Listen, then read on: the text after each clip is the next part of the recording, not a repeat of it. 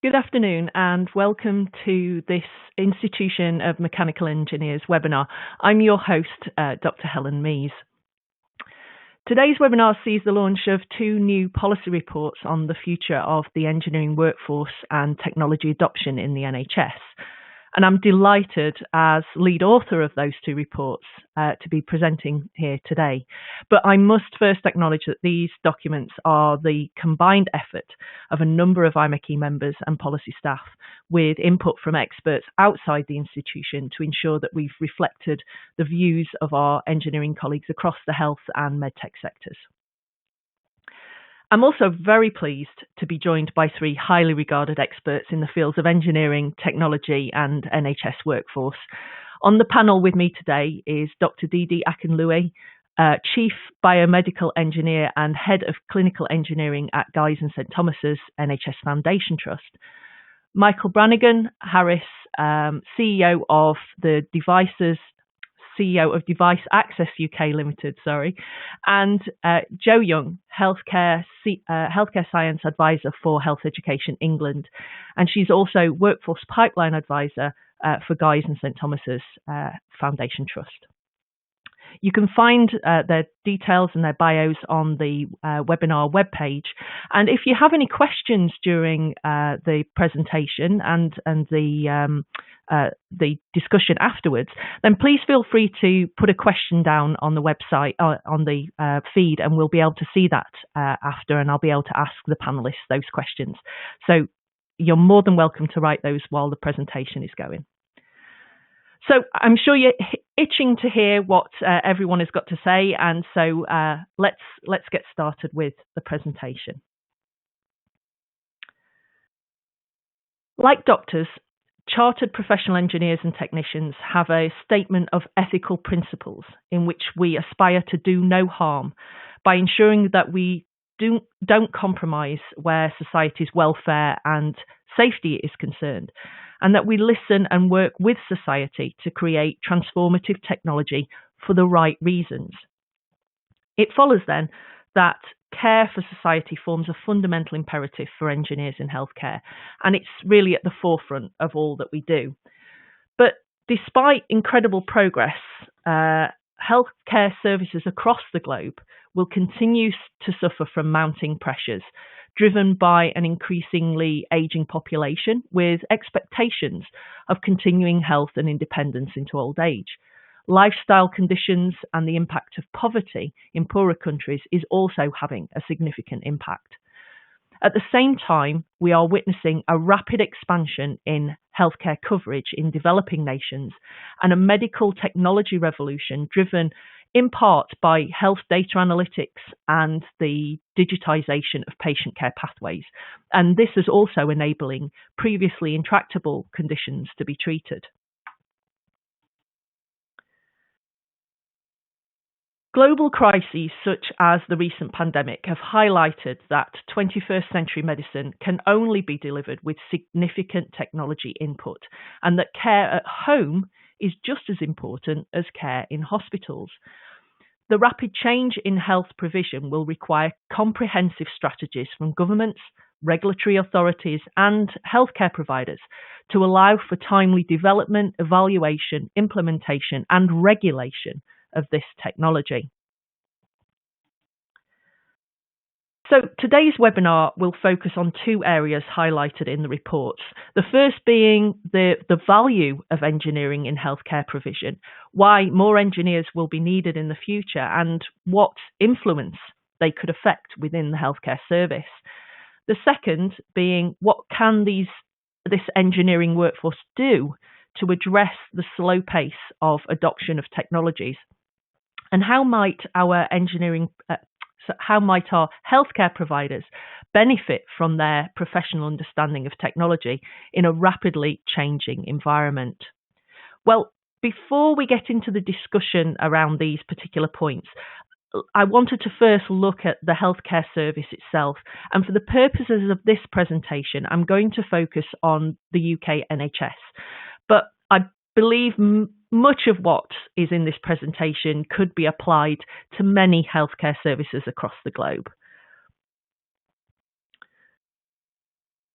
For those of you who are unfamiliar with the NHS, it's a relatively unique system which is free at the point of care for all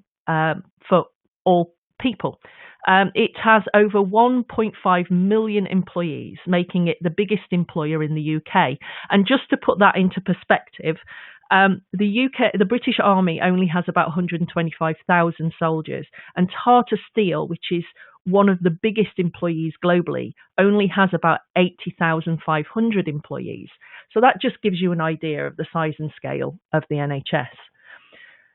The NHS sees about 1 million patients every 24 hours, and the combined hospital estates stretch to about 66 square kilometres, or about 25 square miles, which is roughly the size of the city of Lincoln, just to give you an idea. It is recognised world over as one of the most efficient and effective care systems. Yet, like any healthcare system, it needs constant improvement and development to ensure it provides the best care to patients. Now, this costs money, obviously, and presently the NHS consumes about £135 billion per year. Now, obviously, that's a figure pre-COVID, and I think it's about 2018. But if you look at that in terms of the per person figure, it's about just over £2,000 per person per year, which, when you look at the average wage as being about £500 a week, it's not a bad investment, really. But this cost to taxpayers is only set to increase in the coming years as our population grows and ages, and thus treatments of long-term illnesses escalates.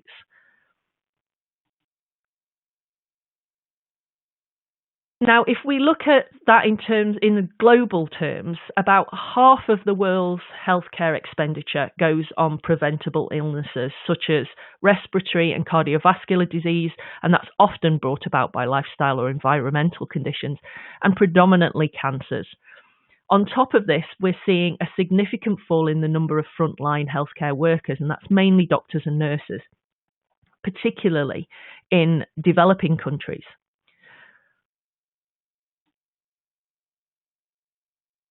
But supporting all of this care is the advancement, is the medtech industry itself. And already that's reached about £356 billion worth of market value, which is set to surpass pharma in the next 5 years. So that just gives you an idea of just how quickly it's growing. In the EU itself, there are over 500,000 CE mark products available to purchase.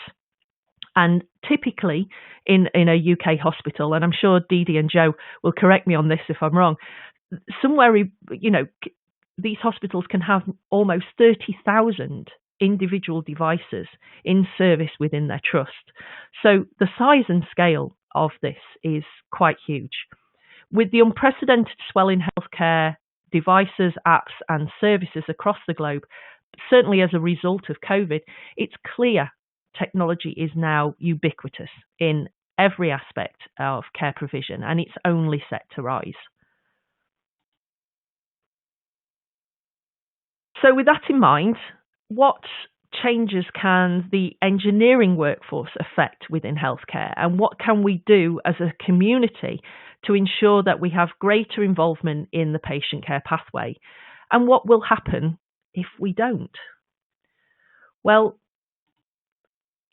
as I've already stated, technology in healthcare is everywhere. And pre-COVID, it's safe to say the existing healthcare engineering workforce has the capability of taking on greater responsibilities for technology adoption and development of significant engagement in patient care.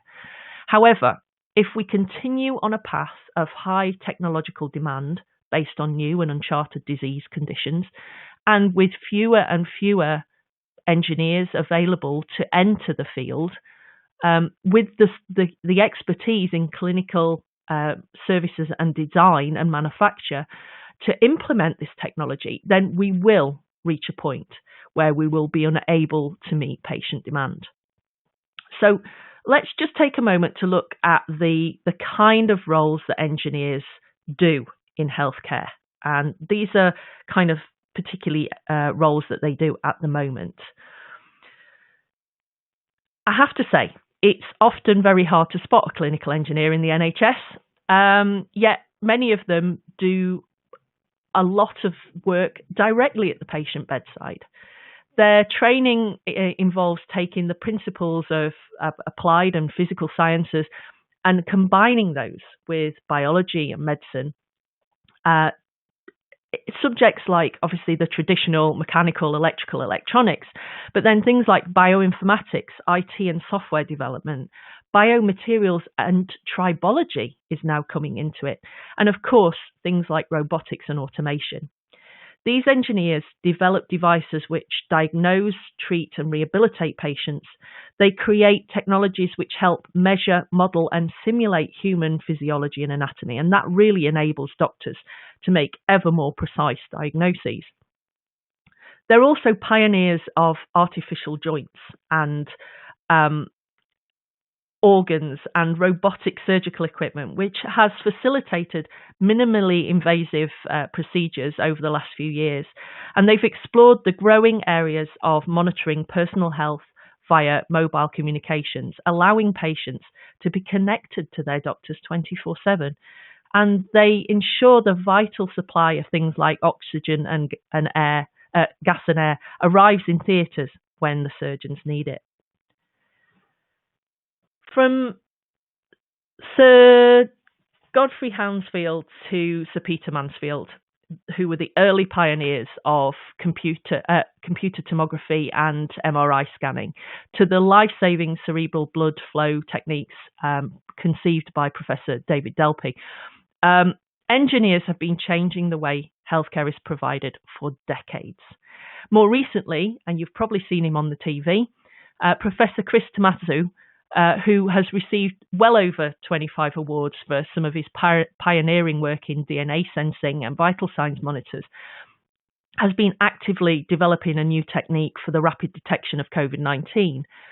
His new portable test, which combines biochemistry, microfluidics, electronic circuits and miniaturized systems based on smartphone technology, can give a test result in just 90 minutes. So these are some of the hidden faces of just a few engineers in healthcare, both on the front line and in the medtech industry. Now, it is the institution's opinion then that healthcare engineers should become even more involved in the direct delivery of care to patients, and an appropriately trained workforce is key to ensuring the delivery of safe, affordable care, not just in the UK, but on a global scale. Failure to act on these requirements will increase the risk to patients' health in the long term.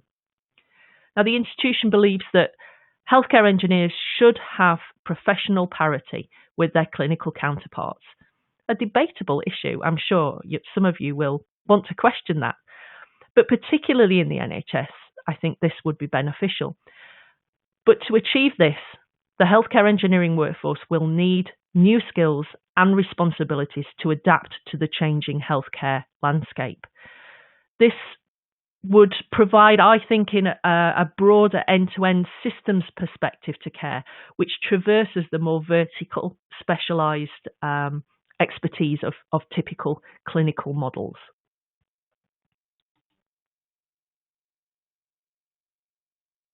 The institution is most certainly committed to ensuring that the views of engineers are well represented in the public domain, and that its members really embody the institution's vision to improve the world through engineering. In response to international healthcare challenges, the institution has defined a professional commitment for healthcare engineers, and this commitment urges all healthcare engineers across the globe to ensure that every hospital has professionally recognised engineers and technicians with consistent qualifications, levels of authority and decision-making abilities.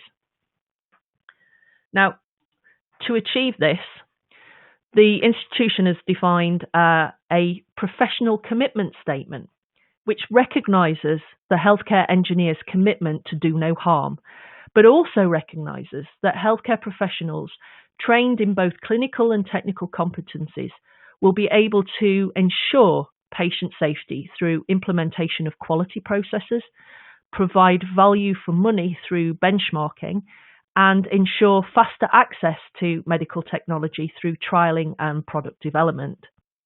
But to achieve this goal of recognition, we need two key roles to be created. Every hospital should have a chief healthcare engineer, a position of professional parity with roles such as head of surgery, chief nurse, and chief pharmacist. These engineers would not only promote best practice in the procurement, maintenance, and use of medical equipment, but increase the opportunity for cost savings across the healthcare service. In many hospitals, the concept of chief healthcare engineer may already exist, albeit under different titles, departments, and levels of authority. But the cost of creating this board-level position would be recovered from the long-term benefits to patients, to the services, and the budget and the healthcare providers themselves.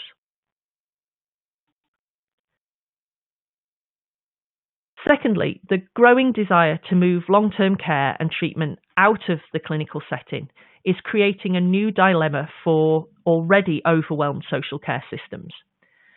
Steps should be taken to build on the well-proven techniques of rehabilitation and assistive technology engineering that's already embedded in some social care services to create a patient care pathway at home.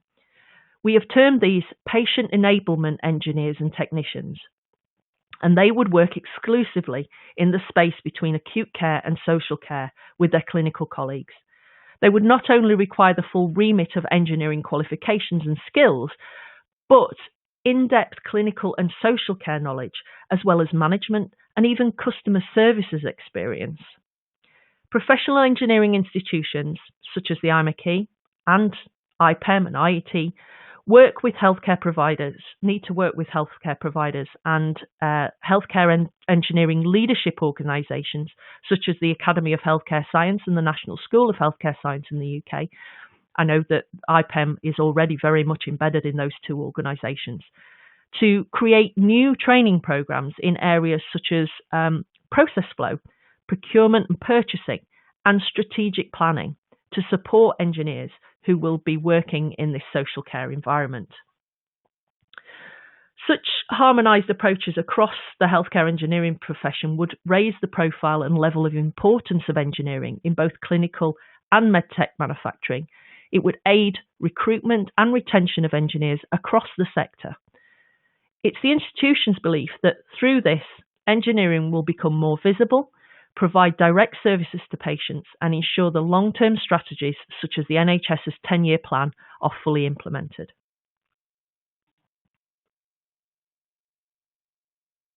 This new decade, I hope you can see the slide there.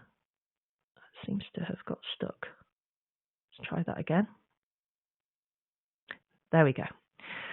Now, this new decade is expected to be nothing short of amazing when it comes to medical devices, with the pace of change expected to accelerate as a consequence, particularly of the current pandemic.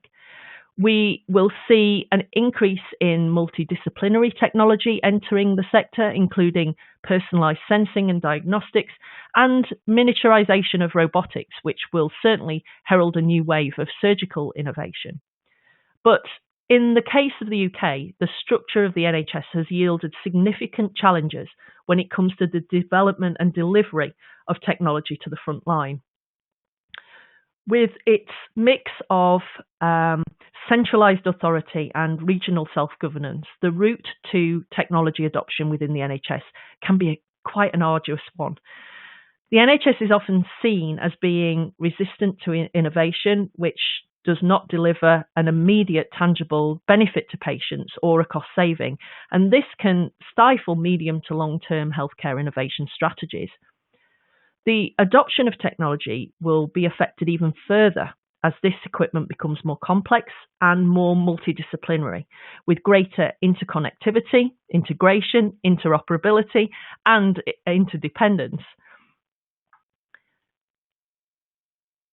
Now, in the UK, the NHS has created a long-term implementation framework to improve overall care for patients, which includes a drive to digitally enable service provision over the next 10 years. Alongside this, the government launched its Tech Vision plan in 2018, outlining the introduction of technical standards that digital services and IT systems in the NHS will have to meet.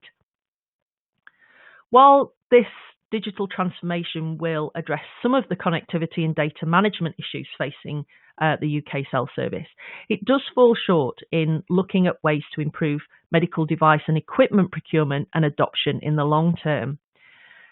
Technology innovation in the NHS is often a time-consuming and costly process, even if the innovation is relatively simple. Uptake of technology in the UK has been slow, often due to isolated approaches in procurement and inconsistent distribution of innovation within and between NHS trusts. These entrenched approaches to innovation have often resulted in unsuitable or poorly specified devices, and in some cases in the past, technology has been incorrectly used or disposed of because it fails to meet the needs of the clinician and the patient. It's likely that if steps are not taken now to create sustainable strategies for complete lifecycle technology adoption and greater engagement with the engineering specialists who oversee it, the NHS may be unable to propagate a coherent and cost-effective approach to patient care in the future. More significantly, there remains a mismatch in the UK's health service between the money invested in developing technology versus the investment in adoption and spread of that technology at scale. In a King's Fund report from 2018, the NHS was shown to set aside less than 0.1% per year, which is about £50 million, of available resources. That was between 2013 and 2018 for the adoption and spread of innovation, compared to the £1.2 billion it invested in R&D. According to the World Health Organization, the process of adopting technology varies very much between country to country. However, successful national technology adoption often goes just beyond patient need and funding and requires the engagement of all healthcare stakeholders to deliver successful uptake. The role of GPs and social services, pharmacists, and even family carers must not be overlooked when it comes to considering how technology will be adopted. Empowering patients to play a more active role in their own care, for example, things like remote healthcare monitoring or regular local testing at GP surgeries, could drive greater acceptance, compliance, and adoption of technology in the long term. So here lies an opportunity to create a national strategy to address care within the community based on regional need, which could yield significant technology uptake. This could be managed through a nationwide network of engineers dedicated to patient enablement, providing patients with access to the most effective devices.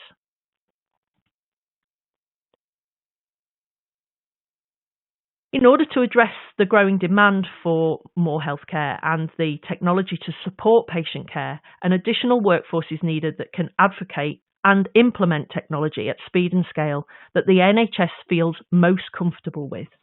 And to achieve this, the level of technology adoption in the coming decades, engineers will have to have a greater presence across the NHS to interact with and interpret clinicians' needs, to understand the care pathway and be able to validate the devices in question.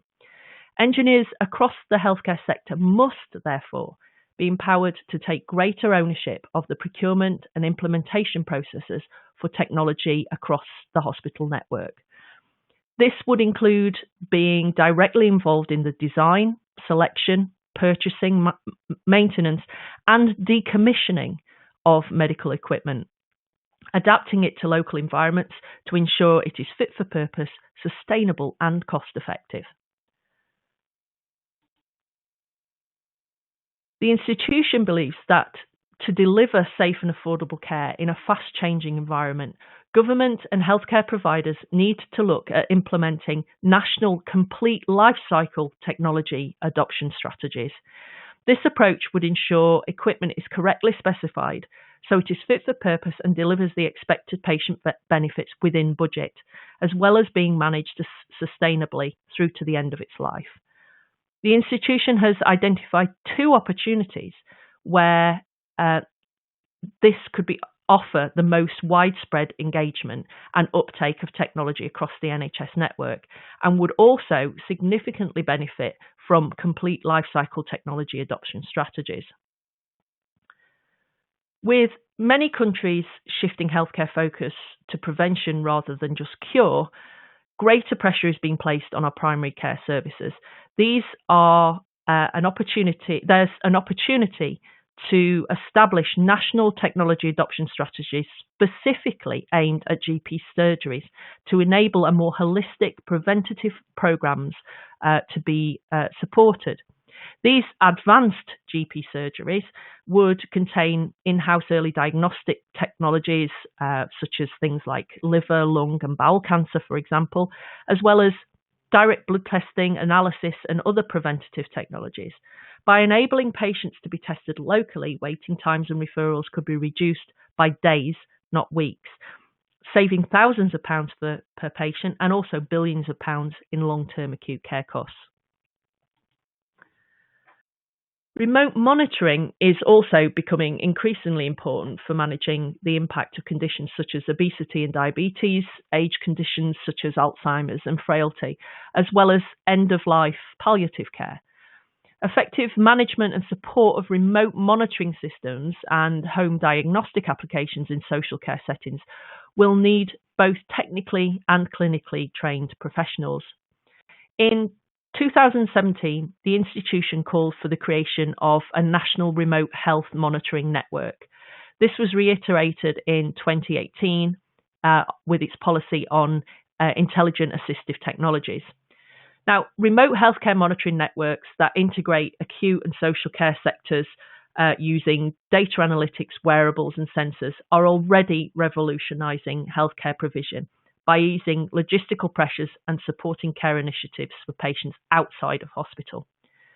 With the constant turnover of monitoring equipment, a national complete lifecycle adoption strategy would ensure that patients have access to and benefit from the latest technologies which are fit for purpose and tailored to their needs.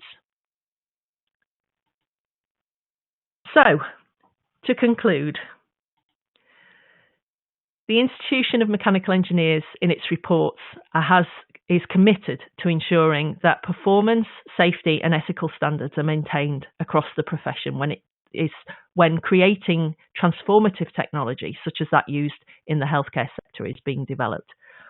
The institution is well placed to support healthcare engineers to provide workable and cost-effective solutions that will inform direct decision making at all levels of both government and care provision. This will ensure the highest levels of care and safety for patients, and that where technology and services are being implemented, they are the right tools for the job. In ever more technical surroundings, we need engineers to ensure our healthcare providers are able to make the best decisions possible regarding medical equipment, which can facilitate early diagnosis and provide better and more effective treatment for patients. In response to international healthcare challenges, the institution urges all healthcare engineers across the globe to establish and share strategies and best practice for establishing life cycle technology adoption through engineering communities and their networks. Innovation cannot be expected to spread passively. To ensure active acceptance by patients and practitioners, it requires insight into the application, awareness of the clinical setting, and an in-depth knowledge of the device's function.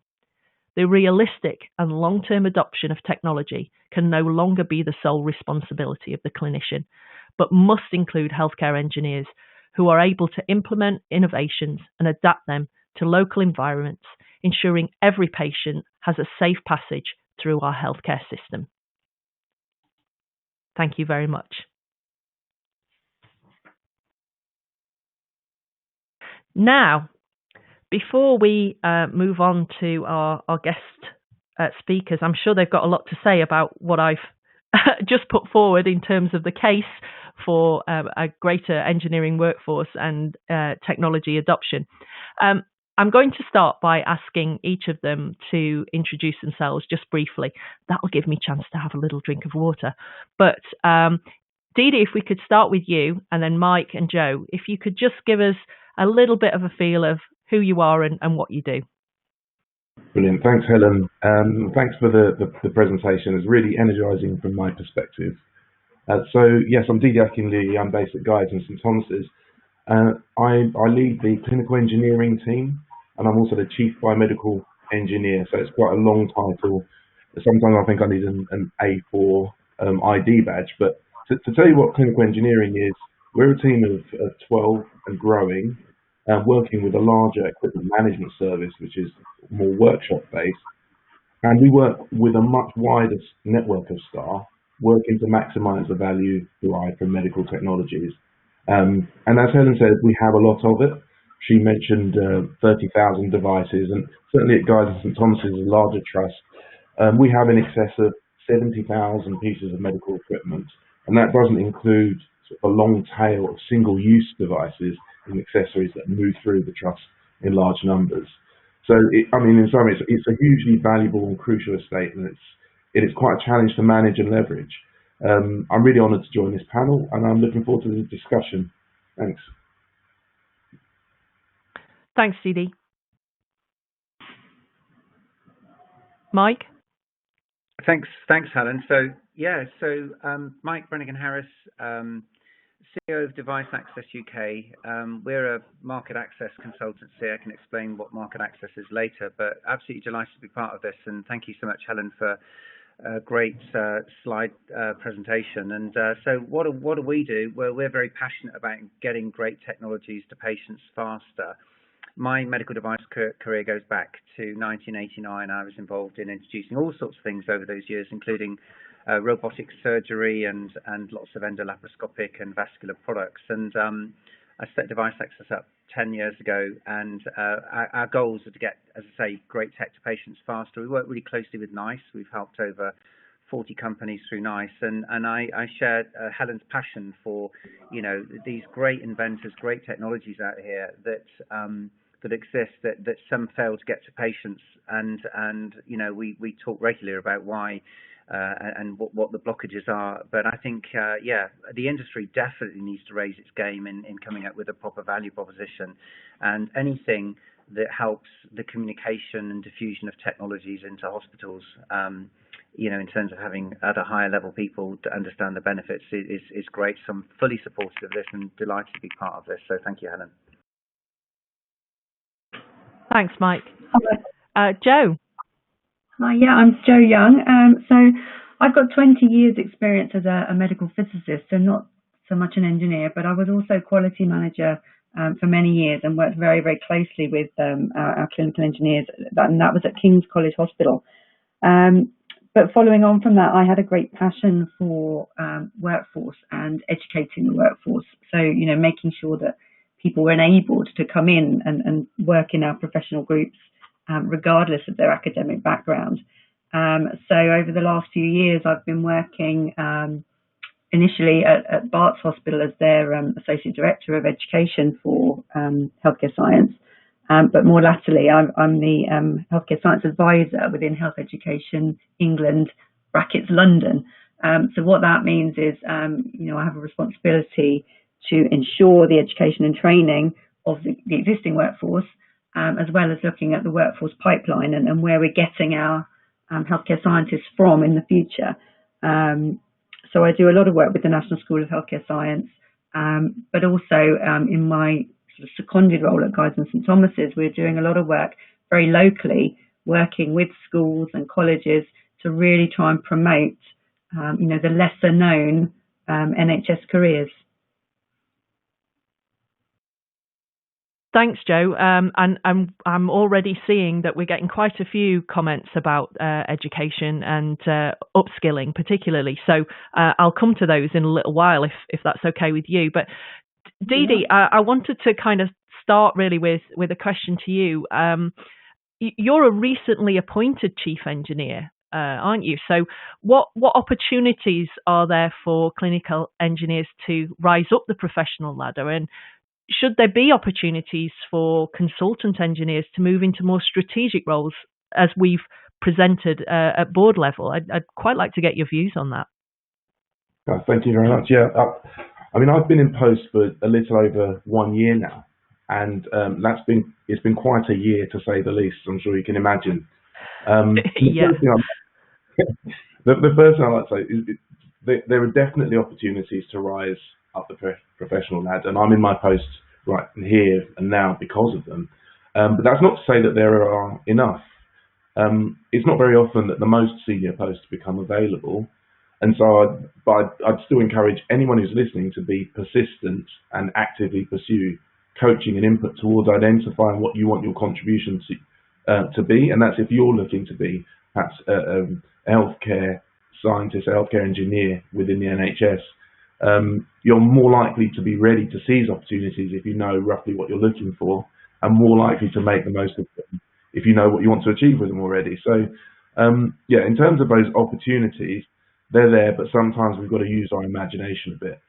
And my journey's been a matter of throwing myself into my roles, following my nose a bit through work and research projects, and making use of some great training programs and opportunities offered by the likes of the National School for Healthcare Science. So in terms of the opportunities I've had, they've been made sort of paid partly by the scientific training program and the higher specialist scientist training. So I've gone through those pathways, which if you're interested, you can look into more. But crucially, along the way, I've been really fortunate to have predecessors and champions, and generally an organisation that enables growth. And that wider organisation is a huge factor in unlocking opportunities. And the paper on elevating the engineering workforce really captures some of the most persuasive arguments for recognising and increasing the remit of the engineer in healthcare. So for those advocating along these lines in various roles and in various contexts, this paper is going to be a great resource, and I'm already poised to share it out myself. The other question was That's nice to know, Dee. Thank you. Yeah, no, absolutely. And the question on whether we should have these more strategic and senior roles, and I think absolutely. Engineers need to be actively contributing to board level discussions in trusts. And as I said, I've benefited from being in an organisation, in Guy's and St Thomas's, that enables that growth.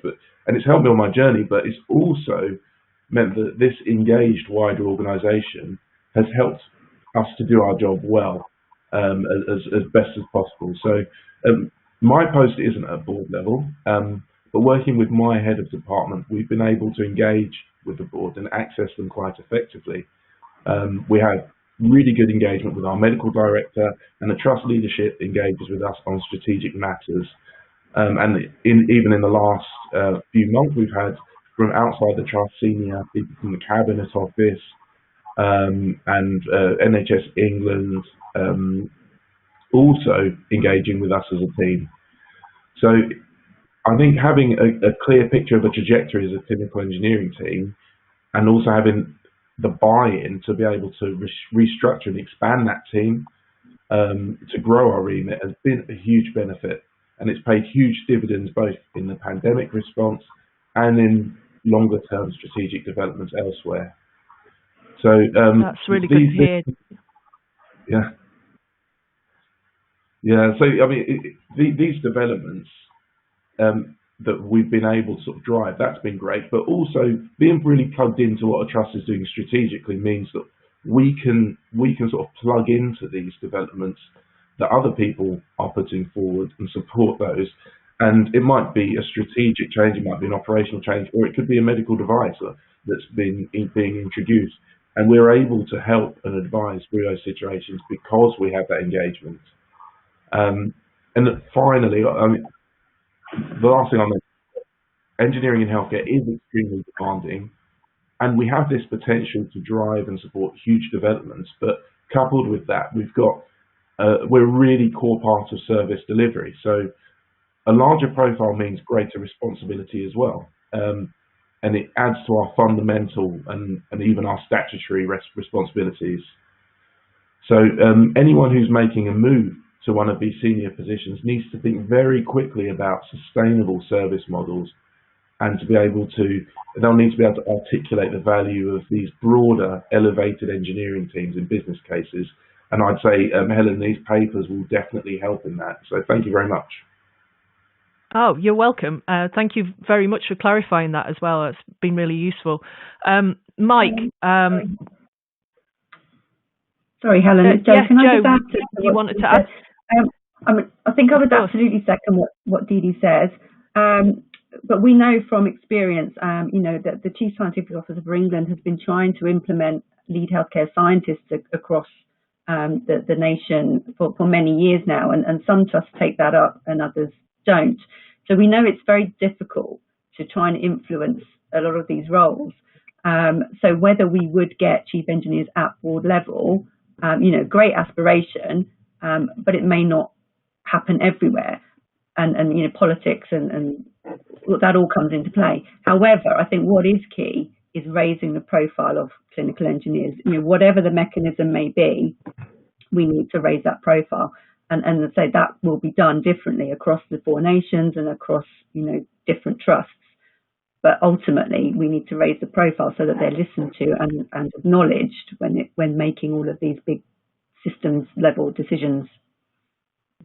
Agreed. Thanks, Joe, for adding that in. I think that's an important point to make. And in fact, a number of our attendees have also made that similar point. How realistic is it? And I guess without putting this idea forward and opening it up for debate in the way that we're doing today, then we're never going to know if we don't attempt this. But you make a very good point, Joe, that in some cases it just may not be feasible, but it's an aspiration, I guess. So, yeah, Mike, if I could. Yeah, absolutely. Mike, if I could ask you to just give us a bit of an idea of the other side of this, which is the medtech industry.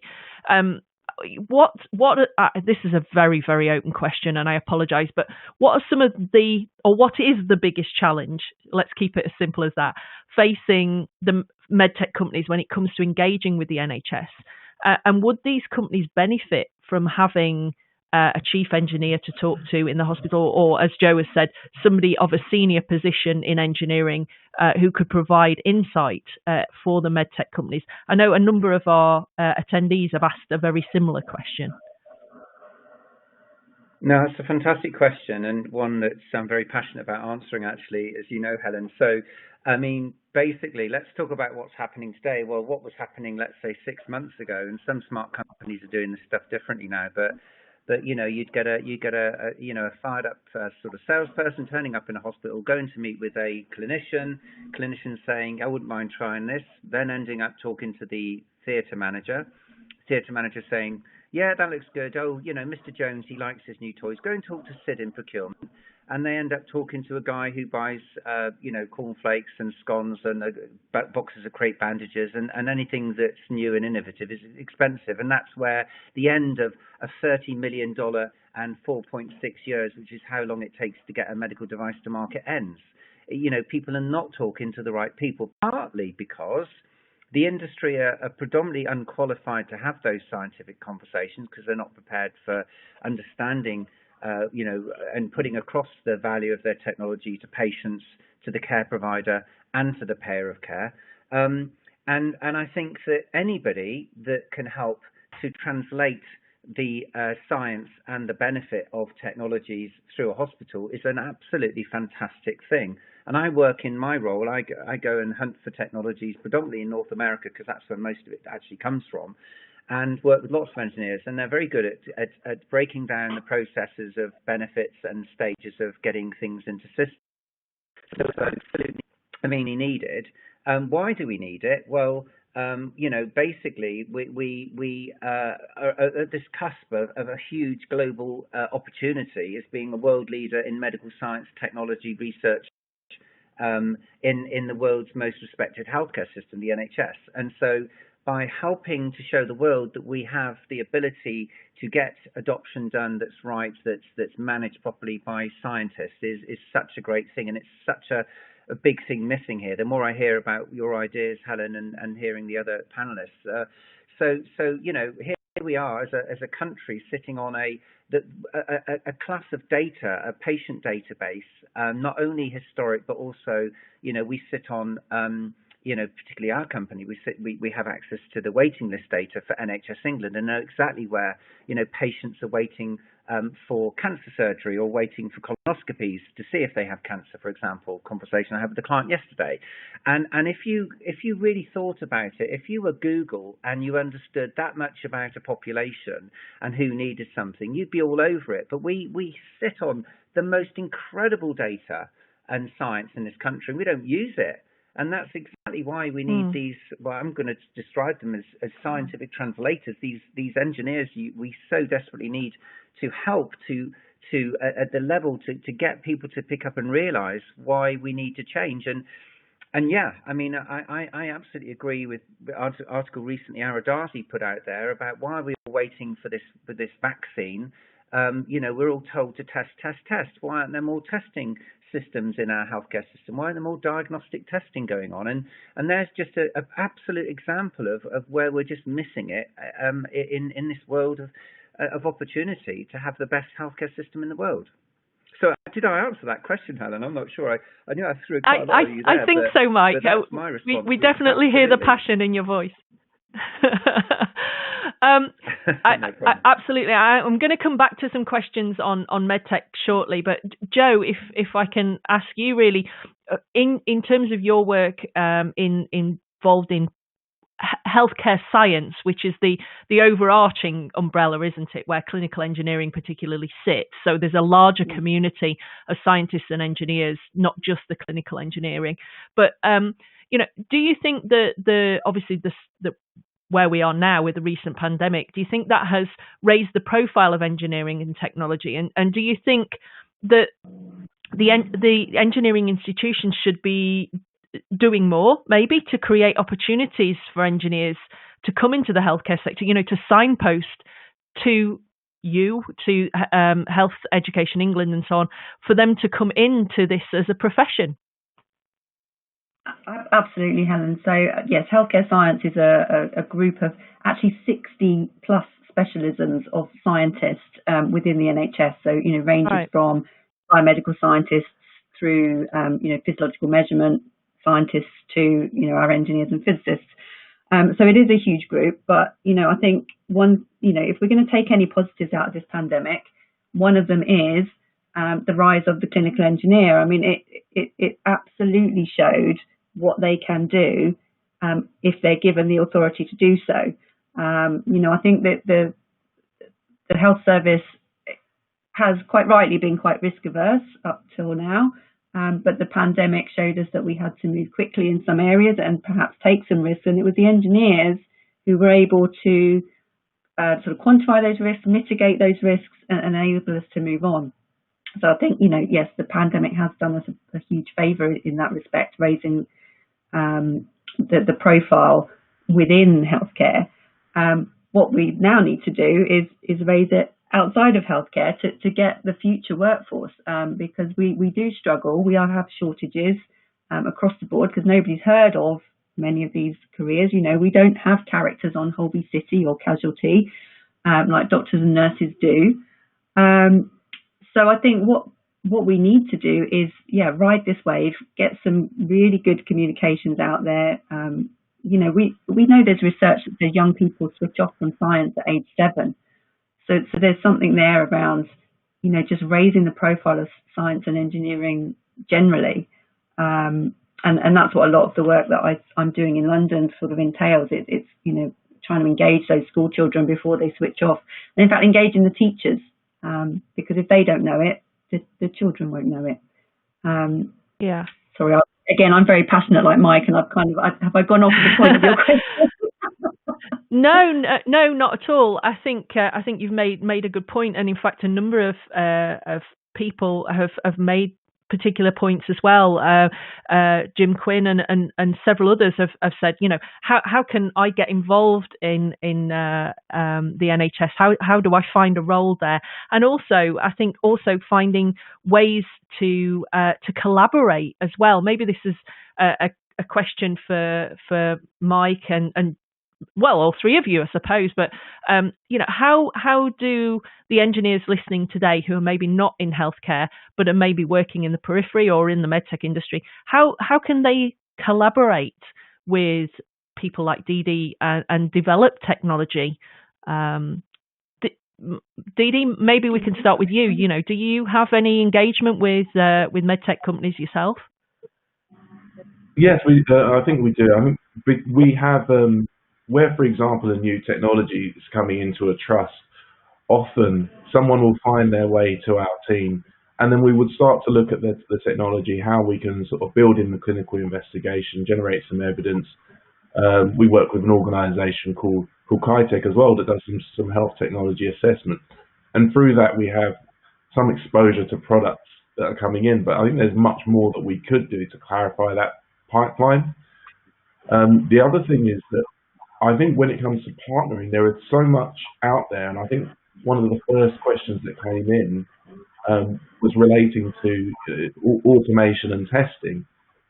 Every now and then there might be a project that emerges where someone's asking, well, we've got this product and we need to do some large-scale testing. Can you do it, clinical engineering? And I say, oh, well, I'm not sure that we have the resource to do that. And it would be great to be able to have a bit more access and a bit more of a rationalized interface to be able to partner with other organizations. We do have partnerships, but there's always more. My question, I guess my answer is that there's lots more that we need to be doing.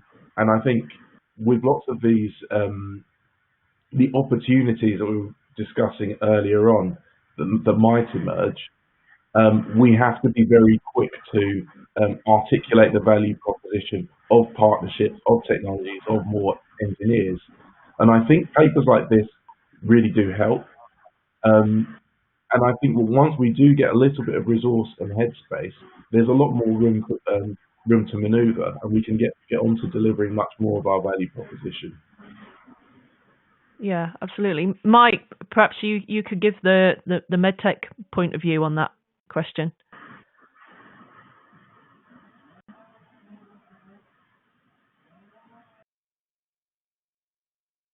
Are you still with us, Mike?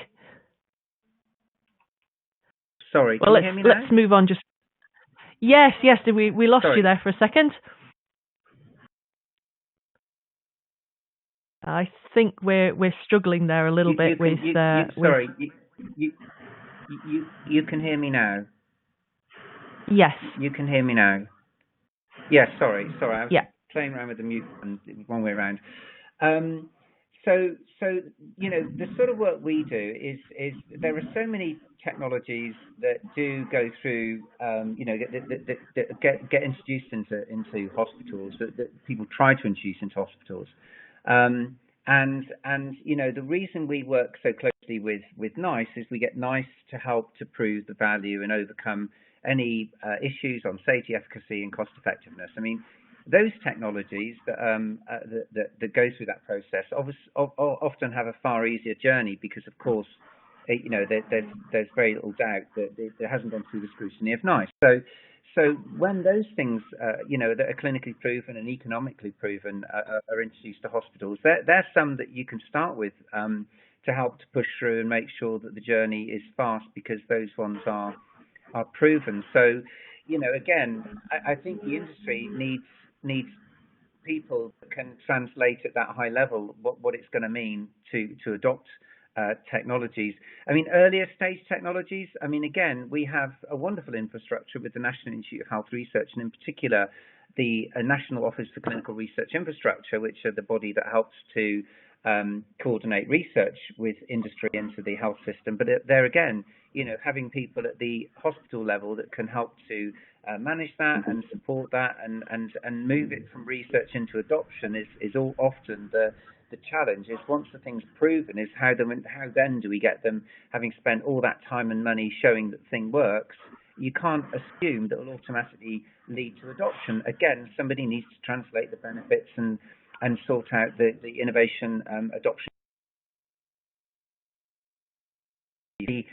Such a great opportunity to do it, and people really time. So that's my answer there, Helen. Sorry about the communication problem. Okay. No, that's okay. I think we are getting a few issues with your sound, but that's okay.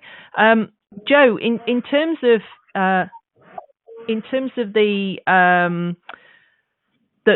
pipeline into the profession, what do you think that? And obviously, I know you're focused on NHS England, but we've had questions about, would this be implementable across all 4 nations? Do you think that there are opportunities for clinical engineers to be taking on more significant roles, working more closely with the patients and the skill sets that they will need? Do you think we're in a position to be able to train people to develop new skill sets? Absolutely. I mean, one of the things that happened during sort of the main sort of period of crisis with the pandemic was we sort of put in place some real sort of rapid upskilling for our clinical engineers to enable them to work in sort of more critical care type environments. And that proved to be really beneficial. So what we're currently doing is looking at the learning from the COVID crisis and how we can implement that going forward into a more of a long-term plan. I think, in the past we've had very sort of rigid entry routes, and I think one of the things again that we're learning is that actually we can't have that anymore. We need to be a lot more flexible. So I think there's some work to be done with people like IMechE and IPEM around, looking at our current training schemes and figuring out, how we could take an experienced medtech engineer and turn them into a clinical engineer. And likewise, how we can turn our existing clinical engineers into critical care engineers. And perhaps not pigeonholing people so much and allowing them to have this sort of broader reach. So yeah, absolutely. It's definitely something that we're working on. I'm not saying we've got all the solutions yet, but certainly we're looking for a much more flexible workforce to enable us, to be able to deal with, any future crises that we may come across. Yeah, absolutely. We're getting towards the end of our time now, and we've had loads of questions that we've not even scratched the surface of with many of them. Thank you so much to all of the attendees for giving their points of view. What we will try and do is, and thank you with those of you who've left your email addresses, we will try and respond to the questions in more depth, and hopefully our guests will be happy to respond to some of your comments and questions. So we'll do that as best we can. But I'm going to finish with a question from Ian Mearnans. I think I've pronounced that right, Ian. He's asked, can we provide any examples of medical equipment that still needs to be designed for current and future need? I think this is a great question to kind of end on. So perhaps each of you could give us an idea of one particular sort of technology that you think would really benefit the patient care pathway in the coming years. Dee Dee, if we might start with you, you've probably got hundreds. Oh yeah, I think it's difficult to know where to start. And what we see is that there are so many hundreds of different specialisms that we're dealing with technologies. I think the biggest push is to move monitoring and care into the home. So things around supporting ambulatory care and diagnostics in the community. I'm not going to give a specific device, but perhaps that entire that broadly that area, we need something that is governable and actually makes information flow a little bit better from primary care into acute care as well. So, I mean, I would advocate platform type technologies that enable information to flow better. Thanks, CD. Mike?